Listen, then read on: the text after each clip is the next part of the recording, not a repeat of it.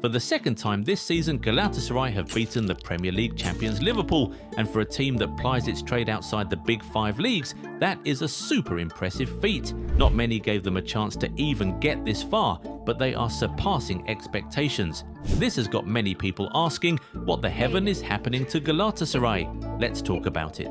The Turkish giants just secured a first leg victory over Liverpool, which means that they now have one leg in the quarter-final of the UEFA Champions League. If they manage to complete the job in England in a few days' time, it would be their first time reaching the last 8 in over a decade.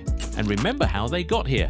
In the league phase, they defeated Liverpool, slayed the giant slayers Bodø Glimt, beat European giants Ajax, and held Spanish giants Atlético Madrid to a draw. Then in the playoffs, they were drawn with Italian giants Juventus, and not many gave them a chance ahead of that fixture, but they went and made a massive statement in the home leg, absolutely annihilating the old lady 5-2. At that point, they were on top of the world, and everyone was truly asking what the heaven is happening to them, but the return leg raised some doubt. Gala very nearly bottled the tie. In fact, they actually bottled the lead in the 90, allowing 10-man Juventus to equalise against them and take the game to extra time. But we still have to give them credit for keeping their heads in the game and showing character. They scored 2 goals in the extra 30 minutes and effectively secured passage to the last 16. And now they have secured a first-leg victory against Liverpool, even keeping a clean sheet on the way, just like they did when they met in the league phase. Many who watched the game would even tell you that the Reds were lucky to have left Istanbul with just a goal deficit. The beginning might have been shaky, but Galatasaray got back into the game and absolutely peppered the English giants. Gala had more expected goals and missed fewer chances in that game, so it wasn't a lucky result at all. Statistically, they indeed deserved the win. And they're not only flying high in Europe, they're also doing well in the league. Galatasaray currently top the Turkish Super League, sitting 4 points above city rivals Fenerbahce. And they look like they're on their way to winning the league for the 4th time in a row. And if you want to talk about form, they are actually one of the most informed teams in Europe right now. They have failed to win just 2 of their last 10 games across all competitions, one being the Juventus game from which they qualified anyway. Everyone talks about Arsenal, Bayern Munich and Manchester City, but Galatasaray is another team that can actually complete the European treble this season. They're still in the Turkish Cup, and they have a healthy lead at the top of the Super League table. There simply is no better time than now to be a Galatasaray fan. Their players have also been very impressive. Victor Osimhen is 4th for most goals and 3rd for most goal involvements in the UEFA Champions League this season, while also being 5th for most goal involvements in the Turkish Super League.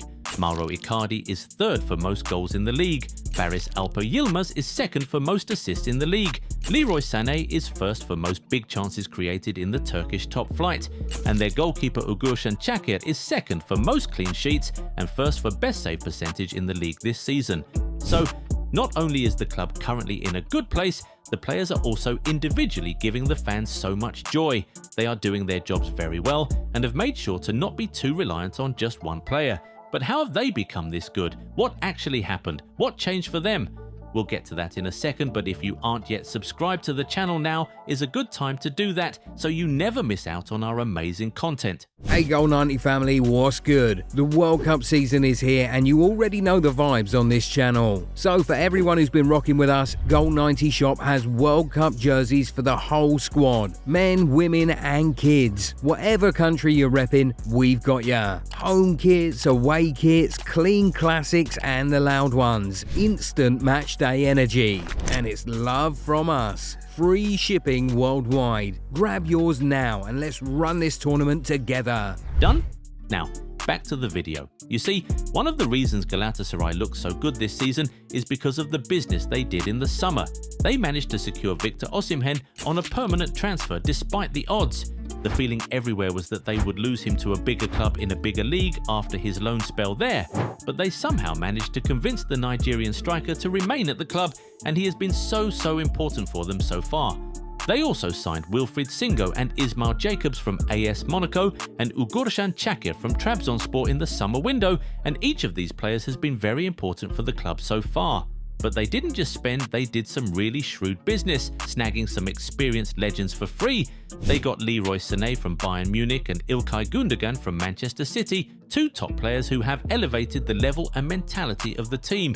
But they didn't rest on their laurels. They saw that they weren't doing so well in the Champions League in the first half of the season, so they put in some more work, going on to further strengthen the squad in the winter window.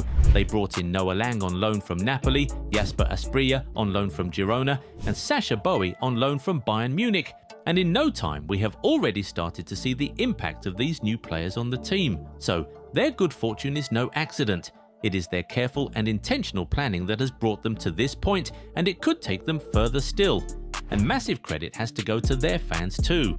The Galatasaray Stadium is a very tough ground for any team to come to, and the fans make sure of that. It is why most of their best performances have come at home. The fans always feel like the 12th man on the team. Galatasaray have lost just one of their last 13 games at home and are currently on an 8-game unbeaten run in front of their own fans. They have made their stadium a safe haven for themselves while simultaneously making it hell for their opponents, and that has hugely contributed to them being so good this season. But how much better can they get? That's the big question now, and we think that the next return leg against Liverpool will start to give us some answers. Can they go to Anfield and protect their first leg lead? If they manage to avoid defeat against Liverpool for the third time this season, that would put them into the quarter-final, and their season would start to look really good. And it would be such a beautiful story too. They finished 20th on the league phase table with a negative goal difference and just 1 point above the drop zone.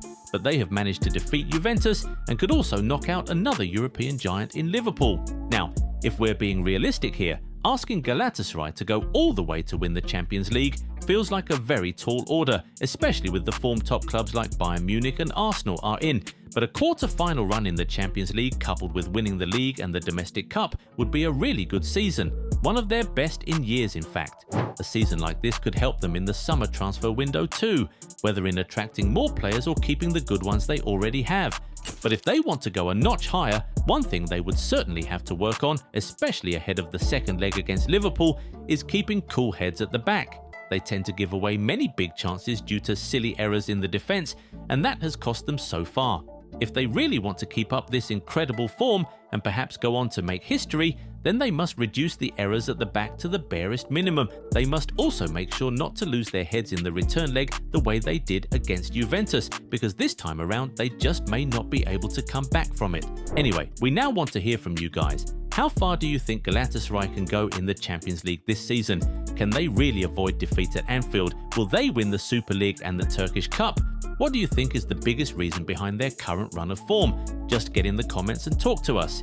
If you enjoyed this video, give it a thumbs up and subscribe to the channel. Also, turn on the bell notification so you never miss out on new content. Catch you in the next one. Bye.